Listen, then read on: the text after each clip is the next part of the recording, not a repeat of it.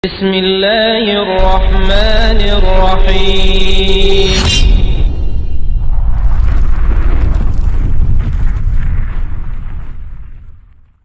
Assalamualaikum warahmatullahi wabarakatuh. Innal hamdalillah nahmaduhu wa nasta'inuhu wa nastaghfiruh wa na'udzu billahi min shururi anfusina wa min sayyiati a'malina may yahdihillahu fala mudilla lahu wa may yudlil fala hadiya lahu. Asyhadu an la ilaha illallah wa asyhadu anna Muhammadan 'abduhu wa rasuluh. Ya ayyuhalladzina amanu taqullaha haqqa tuqatih wa la tamutunna illa wa antum muslimun. Ya ayyuhan nasu taqu rabbakumul ladzi khalaqakum min nafsin wahidah wa khalaqa minha zawjaha wa batha minhuma rijalan katsiran wa nisaa'a wattaqullaha alladzi tasaaluna bihi wal arham innallaha kana 'alaikum raqiba. Amma ba'du fa inna asdaqal hadithi kitabullah wa khairal hadi Muhammad sallallahu alaihi wasallam wa syarrul umuri muhdatsatuha fa inna kulla muhdatsatin bid'ah fa inna kulla bid'atin dhalalah wa kulla dhalalatin finnar. Jamaah sekalian yang dirahmati Allah Subhanahu wa taala, alhamdulillah Allah Subhanahu wa taala masih memudahkan kita untuk duduk di majelis, di antara majelis ilmu yang dimana di situ malaikat sedang membentangkan sayap-sayapnya. Kalaupun Allah Subhanahu wa taala menyingkap langit, maka kita akan melihat malaikat-malaikat sedang mengepakkan sayapnya untuk para penuntut ilmu. Dan kita alhamdulillah sedang berada di majelis ilmu dan sedang mencari ilmu. Kemudian juga hewan-hewan, sampai hewan yang ada di dalam lautan seperti ikan dan lain sebagainya, itu juga memberikan atau memintakan ampun kepada Allah Subhanahu wa taala bagi para penuntut ilmu. Hatta hitan fil ma, sampai ikan di laut pun itu memintakan ampun kepada Allah bagi para penuntut ilmu. Maka betapa bahagianya kita yang sekarang ini berada di majelis ilmu, dan mudah-mudahan dengan wasilah ini kita mendapatkan dari ampunan Allah Subhanahu wa taala. Insyaallah kita akan membahas kitab Majalisu Ramadhaniyah. Nah, kitab ini membahas tentang apa-apa yang berkaitan tentang di bulan suci Ramadan. Dan insyaallah kita akan berusaha semampu kita, sebanyak mungkin membahas tentang yang berkaitan atau berhubungan masalah Ramadan dan lain sebagainya. Kalaupun sebenarnya ya ini ada sekitar 30 pembahasan, cuma qadarullah kita akan bertemu hanya beberapa hari saja. Dan mudah-mudahan kita bisa memberikan, Anda bisa memberikan faedah dan antum semua bisa mengambil faedah yang Anda sampaikan buat antum semua insyaallah. Baik. Judul pada sore hari ini adalah Fadlu Qiraatil Quran, yaitu keutamaan membaca Al-Quran. Karena Al-Quran adalah pegangan kaum muslimin, maka hendaknya lah kita sebagai kaum muslimin itu tahu kapan Al-Quran itu diturunkan, kemudian juga fadilahnya apa saja, dan lebih-lebih orang yang membacanya, apa sih keutamaan dari membaca Al-Quran. Ramadan syahrul Quran, Ramadan adalah bulan Al-Quran. Fayan bagi 'alal muslim an yahrisu 'ala qiraati kitabillah. Hendaknya lah seorang muslim itu bersungguh-sungguh dalam membaca Al-Quran. Kitabullah, yang dimaksud kitabullah adalah Al-Quran. Jadi kita sebagai kaum muslimin ketika di bulan suci Ramadan, maka harus bersungguh-sungguh lagi. Enggak boleh santai-santai. Jangan sampai Ramadan hilang, kita satu huruf pun tidak membaca Al-Quran. Wa khatamahu aktsar min marrah. dan juga harus bersungguh-sungguh menghatamkan Al-Quran lebih dari sekali. Nah, ada nggak di antara kita yang sudah hatam sekali nih? Nah, sibuk ya, sibuk. Tapi mudah-mudahan masih ada kesempatan. Tinggal beberapa hari lagi nih. Mudah-mudahan kita masih bisa menghatamkan Al-Quran. Minimal sekali. Syukur-syukur lebih daripada sekali. Bukan hanya menghatamkannya, akan tetapi tadabburihi wal istifadati minhu. Akan tetapi juga mentadaburinya. Jadi kalau kita hanya sekedar membaca Al-Quran, itu masih kurang. Maka kita harus mentadaburinya. Seperti apa? Ada di dalam ayat Al-Quran itu masalah kisah-kisah. Ya, ada kisah Nabi Yusuf, Masya Allah. Kalau gantengnya ini luar biasa gantengnya, nggak ada kegantengannya zaman sekarang ini seperti gantengnya Nabi Yusuf. Kemudian Nabi Yusuf itu diuji sama Allah Subhanahu wa taala, diajak berzina oleh ibu angkatnya. Ya, ini kecantikannya luar biasa, Zulekho. Ya. Kedudukannya suaminya sebagai seorang raja di Mesir, pemimpin besar di Mesir. Ya, diservis benar-benar tuh Zulekho ini. Karena kegantengannya Nabi Yusuf, ada keinginan untuk ya berzina dengan Nabi Yusuf alaihissalam. Nabi Yusuf juga sama ya. Karena dia cantik juga laki-laki normal ya. Ada keinginan juga. Cuma Allah Subhanahu wa taala memberikan keimanan yang luar biasa kepada Nabi Yusuf. Sehingga ketika Zulekho ya, disebutkan namanya adalah Zulekho, itu menginginkan Nabi Yusuf, segera Nabi Yusuf berlari. Karena takut kepada Allah, jangan-jangan disebabkan maksiat ini Nabi Yusuf akan mendapatkan azab Allah Subhanahu wa taala. Nah, ini kita mentadaburi. Jangan sampai kita mendekati maksiat. Kita harus lari, menjauhi. Ini namanya mentadaburi ya. Mentadaburi atau mempelajari isi kandungan Al-Quran. Atau kisah yang lainnya seperti orang Yahudi. Orang Yahudi ini awalnya itu disuruh untuk menyembelih sapi, terserah sapi apa saja, nggak masalah, sapi apapun warnanya apa, terserah. Cuman karena saking susahnya orang Yahudi ya, banyak nanya nih orang Yahudi ini, apa sapinya wahai Nabi Musa yang akan disembelih? Kemudian apa kata Nabi Musa? Sapinya tersebut sifatnya dia tidak tua dan juga tidak muda. Jadi pertengahan antara tua dan muda. Apakah cukup di situ? Tidak. Orang Yahudi nanya lagi. Ya. Ini semakin susah. Jadi dia nyari sapi tersebut. Alhamdulillah ketemu.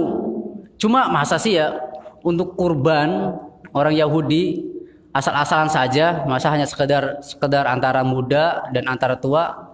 Akhirnya dia tanya lagi, wahai Nabi Musa, ini sapi apa lagi nih yang layak ya untuk kami jadikan kurban? Jadi kisahnya itu ada di kitab Tafsir Ibnu Katsir, itu lumayan panjang. Jadi ada orang yang dibunuh dan ingin tahu siapa pembunuhnya ini, sehingga Nabi Musa mensyaratkan agar membunuh atau mengorbankan sapi. Nah, dan mudah-mudahan ada tafsir ustadz yang lainnya menafsirkan tentang ayat ini. Dia tanya, warnanya seperti apa ya Nabi Musa? Apa kata Nabi Musa? Warnanya itu coklat atau kuning ketua-tuaan. Jadi kayak mirip coklat ya. Sofra launuha tasirun nadhirin. Jadi kuning agak ketua-tuaan, mungkin agak warnanya coklat dan warna kemas-emasan. Tasirun nadhirin juga enak dipandang. Sapinya itu warnanya enak dipandang. Seger, sehat. Apakah cukup di situ? Tidak. Apa kata orang Yahudi?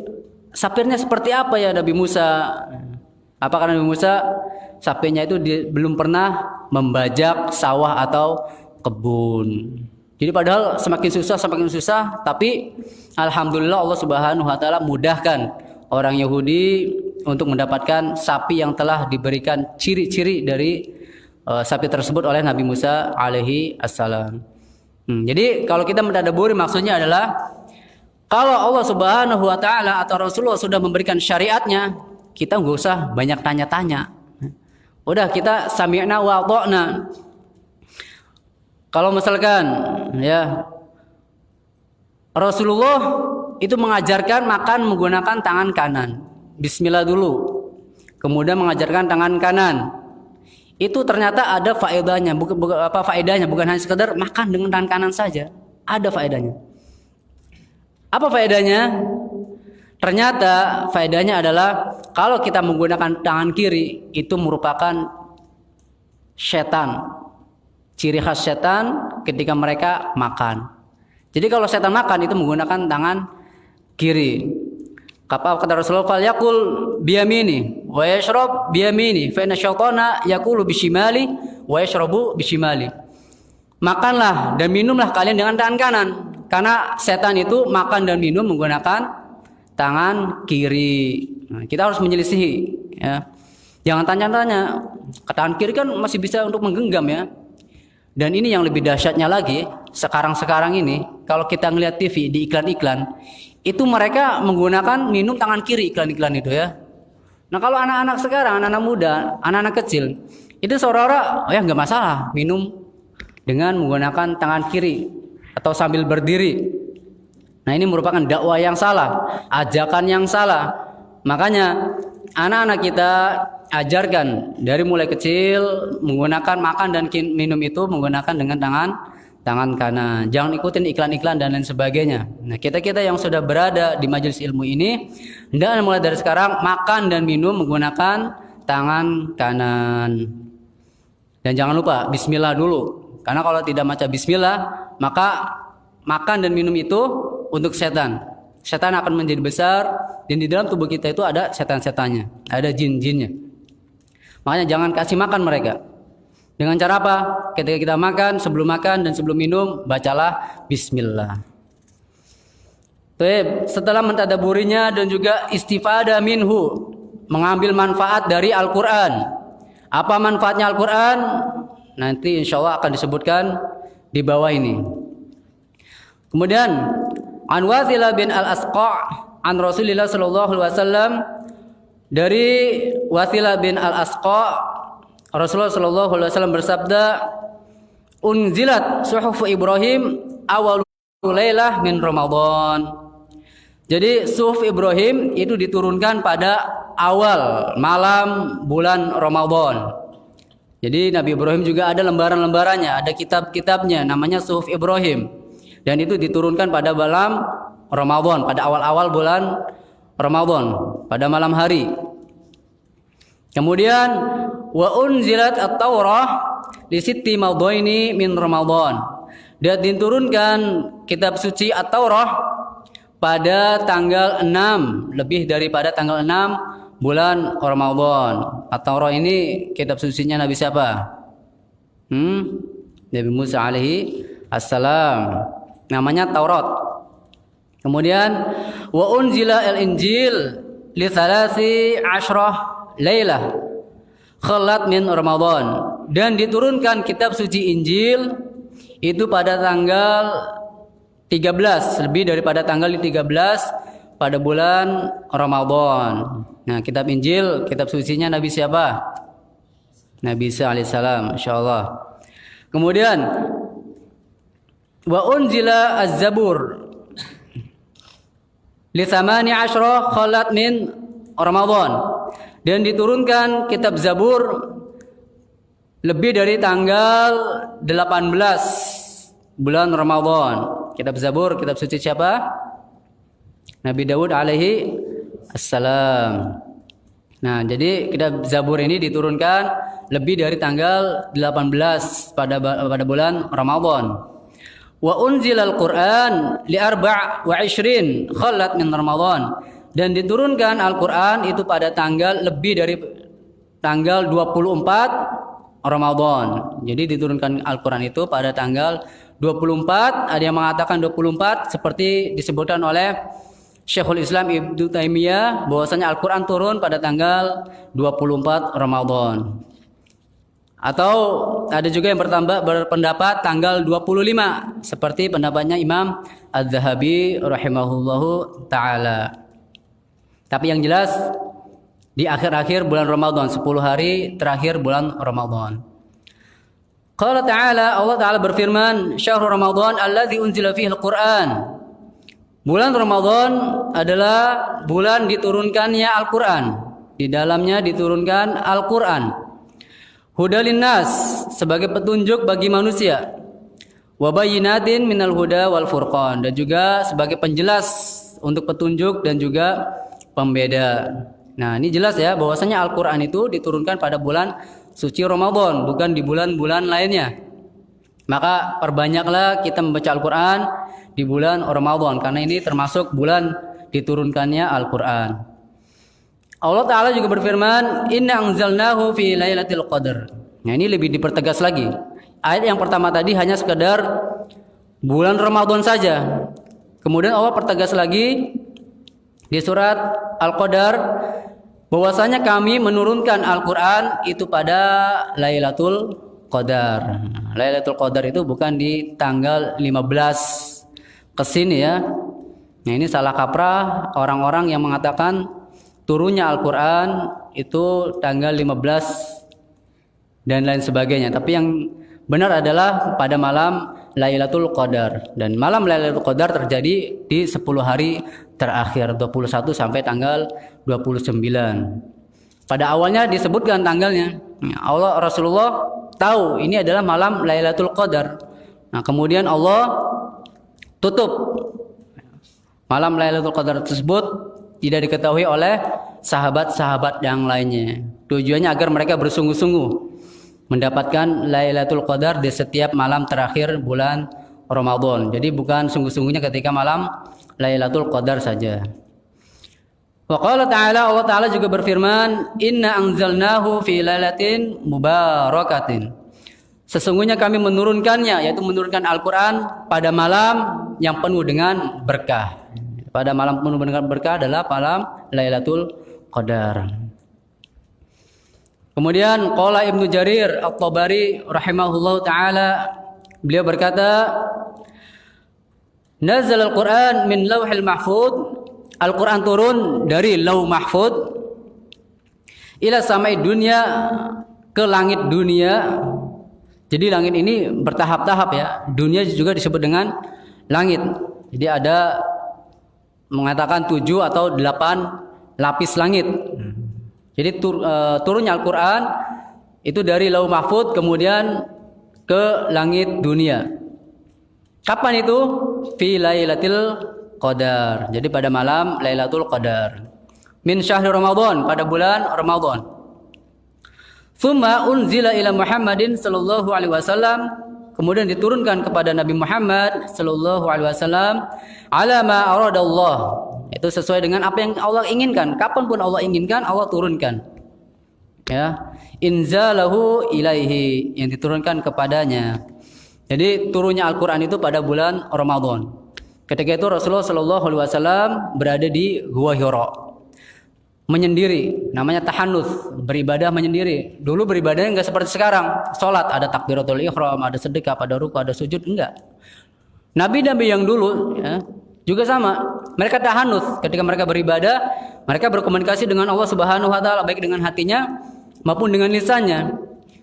Seperti Nabi Musa beribadah kepada Allah atau berkomunikasi dengan Allah dengan lisannya ketika Nabi Musa penasaran, bagaimana sih wajah Allah ini? Ya. Kemudian, kalau kamu ingin melihat, wahai Musa, melihat wajahku, maka lihatlah bukit ini. Kalau mereka gunung ini, kalau gunung ini kuat, ya, melihat wajahku, maka kamu pun bisa. Cuma ketika Allah menampakkan diri, langsung gunung itu hancur lebur, nggak tersisa, langsung lebur, brek. Dan Nabi Musa pun langsung pingsan. Karena nggak sanggup melihat wajah Allah Subhanahu wa Ta'ala. Jadi Nabi pun sama ya, berkomunikasi dengan Allah Subhanahu wa Ta'ala. Cuman mereka belum melihat wajah Allah Subhanahu wa Ta'ala ketika masih hidup di dunia. Nah, kemudian dalam tahannutsnya, dalam menyendirinya Rasulullah tersebut, Rasulullah Shallallahu Alaihi Wasallam di Gua Hira tersebut, itu datang sosok yang sangat belum pernah ya, sangat ajib, belum pernah dilihat sosok tersebut. Akhirnya ya, ketika makhluk tersebut turun memeluk Rasulullah SAW dan mengatakan, Iqra, bacalah. Dia menyuruh agar Rasulullah SAW itu membaca. Apa kata Rasulullah? Ma ana biqari, saya tidak mampu untuk membaca. Jadi Rasulullah ya, walaupun Nabi Allah, utusan Allah, itu beliau ummi, tidak bisa membaca. Dan hikmahnya insya Allah akan disebutkan oleh ustadz-ustadz yang lainnya. Di antara hikmahnya, kalau Rasulullah itu bisa membaca, maka Al-Quran ini disebutkan sebagai tulisannya Muhammad. Orang-orang kafir Quraisy mengatakan ini tulisannya Muhammad ini, karena Muhammad ini bisa membaca dan bisa bikin syair. Akan tetapi Allah Subhanahu wa taala ya mengizinkan atau tidak mengizinkan Rasulullah untuk bisa membaca. Di antara hikmahnya adalah seperti itu. Kemudian dipeluk Nabi Muhammad SAW sampai tidak bisa bernafas, saking kerasnya ya pelukannya itu. Nah, ternyata yang memeluknya adalah malaikat Jibril alaihi assalam. Jadi benar-benar dipeluk sampai-sampai Rasulullah hampir nggak bisa nafas lagi. Nah, ketika dilepas berucap kembali malaikat Jibril ini, Iqra, bacalah wahai Muhammad. Apa kata Rasulullah? Ma'ana biqari, saya tidak mampu membaca, saya tidak bisa membaca. Dipeluk lagi. Kemudian sampai ketiga kalinya, Iqra, ma'ana biqari, saya tidak bisa mampu membaca. Baru setelah itu ditartilkan, ditalkin. Akhirnya Rasulullah bisa membaca Al-Quran. Apa surat yang pertama dibaca? Ada yang tahu? Surat Al-Alaq. Iqra bismi rabbikal ladzi khalaq. 5 ayat pertama di surat Al-Alaq. Nah, itu adalah wahyu yang pertama kali Rasulullah dapatkan lewat wasilah malaikat Jibril alaihi assalam. Qala ta'ala wa nunazzilu minal qur'ani ma huwa shifa' wa rahmah lil mu'minina wa la yazidul zalimina illa khasara. Allah Ta'ala berfirman, dan kami turunkan Al-Quran itu sebagai syifa, obat, dan juga rahmat bagi kaum mukminin. Jadi Al-Quran ini bukan hanya sekedar bacaan saja, tetapi juga sebagai penyembuh atau obat dan juga rahmat atau kasih sayang bagi orang-orang yang beriman. Wala yazidu zalimina illa khasara. Akan tetapi bagi orang-orang yang zalim itu akan bertambah kerugiannya. Diturunkannya Al-Quran, akan tetapi mereka akan menambah kerugiannya. Kenapa? Karena sudah jelas di situ ayat-ayatnya jelas dari Allah Subhanahu wa taala sebagai petunjuk huda, sebagai petunjuk bagi seluruh manusia. Akan tetapi orang zalim tidak mau ya mengambil faedah dari Al-Qur'an tersebut. Maka mereka akan semakin rugi dan rugi.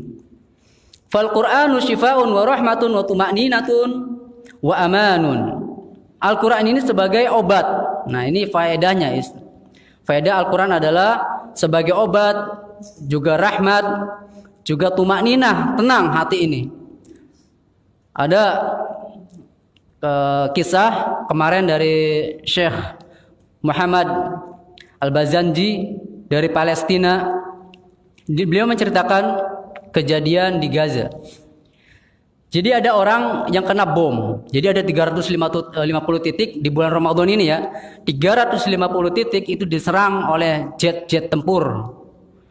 Entah di Palestina, entah di Suriah sama. Dan beliau menceritakan ketika berada di Palestina. Ada orang yang kakinya itu terkena bom, serpihan bom. Dan mau enggak mau itu harus diamputasi. Mereka itu orang-orang yang zalim, Yahudi laknatullah alaih, itu menyerang sekolahan, rumah sakit, dan fasilitas umum lainnya. Sehingga rumah sakit udah hancur lebur, nggak ada apa-apa. Nah kebetulan alhamdulillah di situ ada dokter. Cuma dokternya ini alat-alatnya nggak ada. Karena rumah sakit sudah hancur, alat-alatnya sudah terkubur bersama gedung-gedung rumah sakit itu. Akhirnya dokter ini menyuruh agar membaca Al-Quran. Hafalan apa yang dia hafal, bacakan. Kemudian orang tersebut baca Al-Quran sampai benar-benar dia merasa tenang dengan bacaan Al-Quran tersebut, baru kemudian dipotong. Ini bukan pakai bius lagi ya, langsung dipotong. secara manual. Dan otomatis ya pingsan karena saking sakitnya potongan tersebut. Kita saja ya ketusuk tulangnya saja itu ngerasa nyeri. Ini harus dipotong dengan secara manual. Tapi dengan bacaan Al-Quran tersebut hatinya merasa tenang. Wa aman, juga merasa aman dengan bacaan Al-Quran. Nah, kalau kita merasa di hutan merasa takut, bacalah Al-Quran, ayat kursi. Dan insya Allah mudah-mudahan kalau ada waktu kita kasih tahu ya apa fadilah dari membaca ayat kursi. Cuma waktunya sangat sempit dan pembahasan masih lumayan banyak. Wa syifaun minal hayrah wal qalaq wal huzn wa naqdi wal waswasati. Bukan hanya obat secara fisik. Secara fisik juga sama ya. Kalau kita merasa disengat oleh kalajengking atau lain sebagainya, maka ruqyahlah dengan Al-Qur'an. Bukan hanya fisiknya, akan tetapi jiwanya pula ya, Al-Quran bisa menyembuhkan dari hayrah wal qalaq. Itu merasa heran ya, kayak orang-orang pelanga-pelongo atau apa, kemudian merasa gundah gulana, sedih, murung, dan juga was-was. Nah, kalau orang memiliki sifat-sifat seperti ini, maka bacalah Al-Quran. Kalau kita merasa kerjaannya saking banyaknya, udah istirahatkan dulu, ngambil air wudhu, sholat 2 rakaat di masjid, kemudian bacalah Al-Quran. Maka Al-Quran ini akan menjadi penenang hati kita semua. Kemudian Allah Subhanahu wa taala berfirman, "Innal ladzina yatluna kitaballah wa aqumus shalah wa anfiqu mimma razaqnahum sirran wa alaniyah yarjuna tijaratan lan tabur." Bahwasanya orang-orang yang baca Al-Quran kemudian mendirikan sholat, menginfakkan sebagian rezeki yang telah kami berikan kepada mereka, baik itu secara diam-diam maupun terang-terangan, dan mereka berharap perdagangan yang tidak ada ruginya. Nah, ini adalah orang-orang yang beruntung ya. Orang yang baca Al-Quran berarti dia ingin mendapatkan perdagangan. Apa itu perdagangannya? Perdagangan yang tidak ada ruginya. 1 peser pun tidak akan ada ruginya. Maka bacalah Al-Quran. Jadi kita berdagang dengan Allah Subhanahu wa taala. Kita baca Al-Quran, Allah kasih ganjaran plus. Nanti pahalanya seperti apa? Nah, kita akan tahu setelah ini. Nah, maka kalau kita ingin berjual beli dengan Allah, diantaranya adalah dengan membaca Al-Quran. Allah akan bayar tuh. Jualan kita akan bayar tuh oleh Allah Subhanahu wa taala. Wa qala sallallahu alaihi wasallam, Rasulullah sallallahu alaihi wasallam bersabda, "Khairukum man ta'allama al-Qur'an wa 'allama." Sebaik-baik kalian adalah orang yang belajar Al-Qur'an dan mengajarkan Al-Qur'an. Jadi sebaik-baik orang bukan orang yang paling banyak hartanya, bukan yang paling ganteng wajahnya, bukan yang paling tinggi kedudukannya. Kalau kedudukan sebagai tolak ukurnya, tentu Fir'aun, Namrud, Abraha dan lain sebagainya, itu mereka termasuk orang-orang yang baik, orang yang lebih baik daripada kita semua. Kalau tolak ukurnya adalah harta, maka Qarun adalah orang yang paling baik, orang yang paling terbaik di antara manusia. Akan tetapi bukan, orang yang paling baik di antara kalian adalah orang yang belajar Al-Quran dan juga yang mengajarkannya. Maka kalau kita ingin termasuk orang-orang yang terbaik, maka bacalah Al-Quran. Kalau kita sudah bisa membaca Al-Quran, ajarkan. Minimal kepada anak kita dulu. Jangan sampai anak kita tidak diajari Al-Quran. Nah, kita malu ya. Yang mengajarkan mereka yang pertama kali adalah ustadznya, orang luarnya, orang luar dari keluarganya. Seharusnya adalah bapaknya sendiri atau ibunya sendiri yang pertama kali mengajarkan Al-Quran. Tapi di balik hikmah seperti itu ada orang-orang yang memang hijrah disebabkan karena anaknya. Anaknya sudah bisa belajar Al-Quran, bapaknya sibuk dengan dunianya, keartisannya dan lain sebagainya. Kemudian dia merasa malu, dia tidak bisa mengajarkan Al-Quran kepada anaknya. Maka dia bertobat kepada Allah, dia tinggalkan dunia yang fana ini dan dia fokus untuk belajar agama. Nah, maka kalau kita ingin menjadi orang yang terbaik, maka bacalah Al-Quran dan juga mengajarkannya. Wa qala sallallahu alaihi wasallam, Rasulullah bersabda, "Man sarrahu an yuhibballah wa rasulahu falyanzur fil mushaf. Barang siapa yang ingin dicintai Allah dan Rasulnya, maka lihatlah ke dalam Al-Quran. Ini maksudnya jangan dipelototin saja ya, lihat ini. Maksudnya dibaca. Kalau kita ingin dicintai, ini enggak tanggung-tanggung ya. Kalau kita dicintai sama presiden mungkin biasa saja. Tapi ini dicintai oleh Allah yang memberikan nyawa kepada kita, memberikan rezeki kepada kita, yang telah mengatur semua urusan dunia ini dan seisinya, itu mencintai kita. Dan juga dicintai oleh orang yang paling terbaik yang pernah menginjakan kaki di muka bumi ini, yaitu Muhammad Rasulullah Sallallahu Alaihi Wasallam. Maka kalau kita ingin dicintai oleh Allah dan Rasulnya, bacalah Al-Quran. Nah, jangan berharap ya kita dicintai oleh manusia. Maka berharaplah kita dicintai oleh Allah dan Rasulnya. Karena kalau dicintai oleh bos, ya, kalau bahasa kita namanya carmuk, cari muka, maka dia hanya mendapatkan dunianya saja. Tapi kalau kita bekerja lillahi ta'ala, ya Allah saya bekerja ini itu mengharapkan pahala darimu. Kemudian saya juga beribadah dan membaca Al-Quran ini mengharapkan darimu, maka Allah akan mendapatkan, memberikan, dan dia mendapatkan surga. Jangan sampai carmuk, wah dia pura-pura soleh nih, baca Al-Quran di depan bosnya, a'udzubillahi minasyaitonirrajim. Wah, luar biasa tartilnya, makhrajnya luar biasa, agar dia mendapatkan kedudukan. Nah, maka dia akan mendapatkan dunianya saja. Kemudian, nah ini fadilah dari membaca Al-Quran. Rasulullah bersabda, man qara'a harfan min kitabillah, barang siapa yang membaca satu huruf saja dari kitab Allah yaitu Al-Quran, falahu bihi hasanah, maka baginya adalah kebaikan.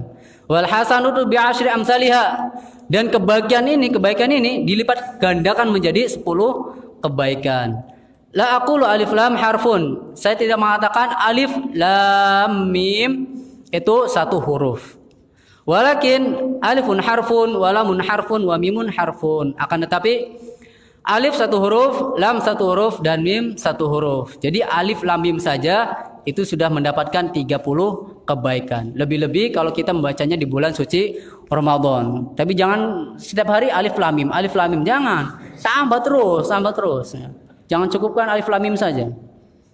Khatamkan Al-Quran sampai selesai. Nah ini sebagai motivasi buat kita semua.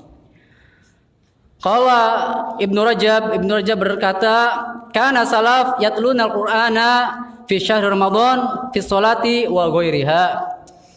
Dulu salaf, itu orang-orang yang terdahulu yang soleh, membaca Al-Quran pada bulan suci Ramadan, baik di dalam sholatnya ataupun di luar sholat. Jadi entah di dalam sholat maupun di luar sholat, mereka itu senantiasa membaca Al-Quran. Karena Qatadah yukhattimu Al-Qur'ana fi kulli sab'i layali marrah. Dulu Qatadah itu menyelesaikan atau menghatamkan Al-Quran setiap 7 hari. Setiap 7 hari itu menghatamkan 1 kali Al-Quran. Fa idza jaa Ramadan khattama fi kulli salasi layalin marrah. Ketika masuk bulan Ramadan, beliau yaitu Qatadah menghatamkan setiap 3 hari sekali. Jadi setiap 3 hari sekali beliau menghatamkan Al-Quran. Fa idza jaa al-ashru khattama fi kulli lailah marrah. Dan ketika masuk di bulan Ramadan, di akhir-akhir 10 hari Ramadan, beliau menghatamkan sebanyak sekali setiap malamnya. Ini bukan 1 juz ya, tapi 1 Al-Quran setiap malamnya. Nah, kalau kita 1 juz nggak tahu nih semalam bisa nggak nih? Ya, kadang-kadang kalau udah 15 menit itu antara ro sama za itu bingung ini. Kucek-kucek ini ro apa za ini? Udah semaput muka ini. Apalagi kalau udah 30 menit udah muter-muter tulisan itu. Apa ini? Udah ditaruh tutup, udah nyantai tidur. Kalau ini enggak, semalam itu sekali ya, menghatamkan Al-Quran. Masya Allah, ini Imam Qatadah ini semalam bisa menghatamkan 1 Al-Quran. Ya, nanti ada lagi yang lebih ajib lagi nih. Wa kana an-Nakhai yaf'alu dzalika fil 'ashri al-awakhir minhu khassah. Dan Imam An-Nakhai mengerjakan yang demikian juga di 10 hari terakhir, itu dikhususkan untuk menghatamkan Al-Quran. Wa fi baqiyati syahr fi thalath. Lebih-lebih lagi di 3 hari akhir Ramadan beliau lebih bersungguh-sungguh menghatamkan Al-Qur'an. Wa Syafi'i qala anhu Rabi' bin Sulaiman. Berkata Rabi' bin Sulaiman tentang Imam Asy-Syafi'i. Nah, imam kita semua, imam Ahlus Sunnah wal Jamaah, Imam Asy-Syafi'i. Kan Muhammad bin Idris Asy-Syafi'i. Ya, jadi namanya adalah Muhammad, nama aslinya adalah Muhammad. Bapaknya adalah Idris, kakeknya namanya Asy-Syafi'i. Jadi terkenalnya itu nama kakeknya ya, Asy-Syafi'i. Jadi Asy-Syafi'i itu adalah nama kakek daripada Muhammad. Jadi Imam Syafi'i ini yukhatimu fi syahr Ramadan sittina khatamah. Jadi beliau menghatamkan Al-Qur'an selama bulan suci Ramadan berapa? 60 kali. Ajib 60 kali hatam Al-Qur'an. Jadi kalau dihitung-hitung sehari 2 kali ya. Sehari 2 kali. Ternyata nggak cukup sampai di sini keajaibannya tentang kehebatannya Imam Asy-Syafi'i. Ma min hasyai illa fi shalah. Tidaklah beliau melakukan demikian itu kecuali di dalam salatnya. Masya Allah, berarti menghatamkan Al-Quran itu ketika beliau sedang salat. Kalau kita udah 15 menit itu udah capek banget ini kakinya, udah kesemutan. Ini 2 kali khatam sehari dalam sholatnya nih, luar biasa Imam Syafi'i. Maka jangan heran ya kalau orang-orang dulu itu nikmatnya ketika sholat itu di bulan suci Ramadan. Sehingga 11 bulan itu mereka bekerja. Ya, bekerja, kemudian bulan Ramadannya mereka tutup halaqah-halaqah Al-Quran, pengajian-pengajian, pekerjaan-pekerjaan dagang dan lain sebagainya, atau jasa-jasa dan lain sebagainya, itu mereka khususkan di bulan suci Ramadan. Maka pantas Imam Syafi'i ya mengkhususkan bulan suci Ramadan untuk menghatamkan Al-Quran sehari 2 kali ya.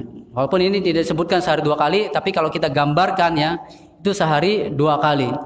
Intinya dalam 1 bulan suci Ramadan beliau menghatamkan sebanyak 60 kali di dalam sholatnya. Qala Ibnu Abdul Hakam, berkata Ibnu Abdul Hakam, kana Malik idza dakhala Ramadan nafara min qiraatil hadis wa majalisah ahli ilm. Jadi kalau telah datang ya bulan Ramadan, Imam Malik itu Darul Hijrah panggilannya, Imam Darul Hijrah. Ketika masuk bulan Ramadan itu beliau menutup majelis-majelis ilmunya, membacakan hadis beliau tutup. Wa qabala ala tilawatil Quran minal mushaf, dan beliau menerima bacaan-bacaan Al-Quran dari Al-Quran. Beliau membaca Al-Quran selama bulan suci Ramadan. Wa qala Abdul Razzaq, berkata Abdul Razzaq, karena Sufyan Ats-Tsauri, dulu Sufyan Ats-Tsauri ini ahli hadis juga, idza dakhala Ramadan taraka jami'al ibadah wa aqbala ala tilawatil Quran. Jadi Sufyan Ats-Tsauri ini kalau masuk Ramadan itu meninggalkan seluruh ibadah. Maksudnya adalah ibadah-ibadah yang sunnah. Dulu mungkin sholat duha lebih daripada 2 rakaat, beliau cukupkan 2 rakaat dan beliau fokuskan kepada membaca Al-Quran. Karena saking apa? Saking luar biasanya ya fadilah Al-Quran di bulan suci Ramadan, karena momennya sangat luar biasa diturunkannya Al-Quran itu pada bulan suci Ramadan. Kemudian li'annahu syahrus siyam wal Quran, karena bulan suci Ramadan adalah bulan berpuasa dan juga bulannya Al-Quran. Maka mereka para orang-orang salaf itu mengkhususkan untuk berpuasa dan juga membaca Al-Quran. Wahuma yusyafi'ani lil abdi, dan keduanya ini entah saum atau puasa dan juga Al-Quran itu akan memberikan syafaat bagi hamba Allah Subhanahu wa taala. Lil abdi yaumal qiyamah, jadi memberikan syafaat keduanya itu bagi seorang hamba pada hari kiamat. Apa dalilnya? Qala sallallahu alaihi wasallam, Rasulullah bersabda, Al-Qur'anu syafi'un musyaffa'. Jadi Al-Qur'an itu memberikan syafaat dan syafaatnya itu dikabulkan. Kalau Al-Qur'an mengatakan, "Ya Allah, berikan syafaat kepada fulan," maka dia akan diberikan syafaat. Nah, orang-orang yang membaca Al-Quran ini akan memberikan syafaat. Dan Al-Quran ini, ucapan ini yang kita baca setiap harinya, apalagi lebih-lebih di bulan Ramadan, itu akan ngomong. Berkata kepada Allah, ya Allah berikanlah syafaat kepada fulan. Maka Allah memberikan syafaat kepada fulan. Wa mahilun musaddaq. Dan juga memberikan kebenaran. Memberikan kebenaran bagi orang yang benar. Jadi nyantai aja ya. Kalau orang yang baca Al-Quran, insya Allah kalau niatkan karena Allah Subhanahu Wa Taala, maka dia termasuk orang-orang yang benar. Man ja'alahu amamahu qadahu ilal jannah. Barang siapa yang memposisikan Al-Quran di depannya, artinya apa? Dia sebagai tuntunan pedoman hidupnya, maka qadahu ilal jannah. Dia akan menuntunnya menuju ke surga. Karena dia sebagai pedoman hidupnya, Al-Quran ini ada di depannya. Sebagai pedoman hidupnya, sebagai tuntunan hidupnya, maka Al-Quran akan menuntunnya menuju ke dalam surga. Wa man ja'alahu khalfahu saqahu ilan nar. Barang siapa yang Al-Quran dijadikan ya, di belakang dia, memposisikan Al-Quran di belakang dia, maka Al-Quran tersebut akan mendorongnya ke dalam api neraka wal a'yadzu billah. Di rumah alhamdulillah ada Al-Quran. Akan tetapi posisinya tersebut hanya sekedar pajangan saja. Bahkan di situ ada kaligrafi Al-Quran, masya Allah. Tetapi dia nggak paham apa itu bacaannya, cuma muter-muter aja. Nah itu sebenarnya nggak boleh ya. Al-Quran itu sebagai kaligrafi itu jangan. Itu bukan buat pajangan Al-Quran tersebut, tapi sebagai bacaan pedoman hidup dan diamalkan. Nah ini ditaruh di belakang nih orang tersebut, maka Al-Quran akan mendorongnya ke dalam api neraka wal a'yadu billah. Wa qala sallallahu alaihi wasallam, Rasulullah bersabda, Iqra'ul Quran, bacalah kalian Al-Quran, fa innahu ya'ti yaumal qiyamah, karena sesungguhnya Al-Quran tersebut datang pada hari kiamat, syafi'an li ashabi, itu sebagai pemberi syafaat kepada ahlinya, yaitu yang membacanya ya. Jadi orang yang baca Al-Quran maka dia akan mendapatkan syafaat dari Al-Quran. Kemudian waqala sallallahu alaihi wasallam, Rasulullah sallallahu alaihi wasallam juga bersabda, as-siyamu wal Qur'anu yusyafi'ani lil 'abdi yaumal qiyamah. Saum yaitu puasa dan juga Al-Quran itu keduanya memberikan syafaat kepada seorang hamba pada hari kiamat. Yaqulu siyam, puasa ini berkata, jadi jangan heran ya nanti puasa itu ngomong, Al-Quran juga ngomong, karena pada hari kiamat mulut ini dikunci, nggak bisa ngomong, anggota tubuh kita yang ngomong, pahala-pahala kita, amal-amalan kita baik yang buruk maupun yang baik itu semuanya akan ngomong. Saya pada ketika hidup pada hari itu melakukan ini, melakukan itu, dan ini siam ya, puasanya ngomong nih. Yaqulu siyam ay rabbi inni mana'tuhu at-ta'am wasyahwata fasyaffi'ni fihi. Wahai Tuhanku, bahwasanya saya menghalangi dia untuk makan dan juga menghalangi dia untuk melakukan syahwat, yang menunaikan syahwatnya, maka izinkan saya memberikan syafaat buat dia. Karena puasa itu ketika siang hari itu menghalangi kita untuk makan. Ketika siang hari yang sudah menikah ya bapak-bapak ya, kalau lagi pengen sama istrinya bisa pada siang hari. Tapi kalau sudah puasa bulan suci Ramadan enggak boleh. Maka puasa ini mengekang dia untuk melakukan makan dan juga menunaikan syahwatnya. Maka fasyafi'ni, ya Allah, berikanlah saya izin untuk memberikan syafaat buatnya. Wa yaqul Al-Quran, demikian juga Al-Quran mengatakan, mana'tuhu an-nauma bil-laili fasyafi'ni fihi, qala fayashfi'ani. Demikian juga Al-Quran, saya menghalangi dia untuk tidur pada malam hari, maka ya Allah izinkan saya untuk memberikan syafaat buat dia. Maka keduanya diberikan izin oleh Allah Subhanahu wa taala untuk memberikan syafaat kepada orang-orang yang mengerjakannya. Qala Ibnu Rajab berkata, "Fasiyamu yusaffi' liman mana'ahu at-ta'am wa syahwat al-muharramah." Jadi puasa itu memberikan syafaat bagi orang yang telah dihalangi dari memakan makanan dan juga untuk menunaikan syahwat-syahwat yang diharamkan semuanya. Ini sampai jam berapa ini? Udah ya? Kurang 3 menit. Baik, kita tutup aja. Fa'amma man doya siyam, barang siapa yang menyempitkan puasanya, tadi kan yang benar-benar berpuasa, maka Allah akan memberikan syafaat lewat puasa tersebut. Akan tetapi orang yang tidak bersungguh-sungguh dalam puasanya, walam yamna'hu mimma haramahullah, dia berpuasa akan tetapi hal-hal yang haram dia kerjakan. Ada cewek lewat, alhamdulillah. Nah, ini berarti walaupun dia berpuasa, walaupun dia mengucapkan alhamdulillah, akan tetapi dia telah melakukan sesuatu yang haram. Fa innahu jadirun an yadriba bihi wajhahu sahibahu wa yaqul lahu du'akallahu kama doya'tani. Nah, jadi orang-orang seperti tersebut ya, dia berpuasa akan tapi tetap dia melakukan sesuatu yang haram, maka dia lebih layak untuk dipukul wajahnya oleh entah itu puasa ataupun Al-Qur'an. Wa yaqulu lahu, dikatakan kepadanya, doyakallah, mudah-mudahan Allah menyempitkanmu sebagaimana kamu telah menyempitkanku. Maka kalau kita berpuasa harus benar-benar puasa, menghilangkan sesuatu yang haram. Ada di depan kita haram, tinggalkan ya, sesuatu yang haram. Kemudian kita hidupkan malam-malam kita dengan bacaan Al-Quran. Siang pun kita hidupkan, kalaupun kita tidak sempat untuk baca Al-Quran, kita nyalain murotal ya. Mudah-mudahan di Ica ini ya, dulunya senang musik, matikan, di-delete semua musiknya, kemudian masukkan murotal-mutar, entah murotal Syekh Sudes, Syekh Musyarrif Rasyid ya, alhamdulillah. Jadi masuk ke kantor itu seolah-olah pesantren. Alhamdulillahirabbil alamin arrahmanir rahim. Masyaallah, adem ya. Ya, luar biasa kayak pesantren dulu Ica, sekarang berubah menjadi Ibadur Rahman. Baik, naktafi bidzal qadar.